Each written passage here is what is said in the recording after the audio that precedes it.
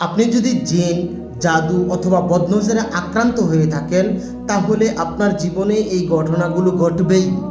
আপনার শরীরের, হাতের, পায়ের, বুকের বা পিঠের বা যেই কোনো জায়গার মাংস লাফাইতে পারে, এটা স্বাভাবিক হবেই। এইটা যদি লাফায় তখন আপনি কি করবেন? মাংসপেশি লাফাবে। মাংসপেশি আগে জেনে নিতে হবে মাংসপেশি কেন লাফায়। মাংসটা, গোস্তের টুকরাটা লাফানোর কারণ হলো শয়তান, জিন, জাদুর গিট মেরে রাখে, আইন হাসাদের, বদনজরের গিট মেরে রাখে। এই গিট মারার কারণে ওই গিটের স্থানেই মাংসপেশি লাফায়, গোস্তের টুকরা লাফায়। তখন আপনি এটাতে কি করবেন?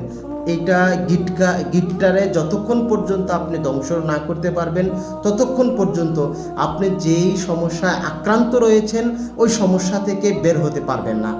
তাহলে বের হওয়ার জন্য কি করতে হবে? 1 নম্বরে একটা এক্সট্রা ভার্জিন অলিভ অয়েল নেবেন, এখানে কিছু পরিমাণ আতর মিক্স করে নেবেন।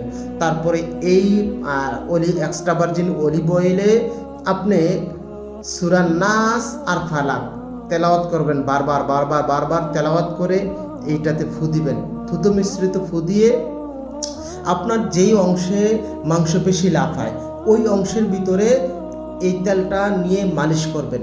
মালিশ করার সময় সূরা ফালাকের একটা আয়াত বারবার পড়বেন মাংসপেশিতে। মনে করেন আপনার এই হাতের এই অংশের ভিতরে লাফাচ্ছে, তখন এই অংশের ভিতরে তেলটা মালিশ করবেন আর বলবেন ওমিন শাররিন নাফাসাতি ফিল উকাদ, ওমিন শাররিন নাফাসাতি ফিল উকাদ। আপনি যখন চাপ দিবেন তখন দেখবেন যে ব্যথা অনুভব করতেছেন। আপনি যেই পরিমাণে চাপ দিচ্ছেন এর চেয়ে বেশি ব্যথা অনুভূত করতেছেন।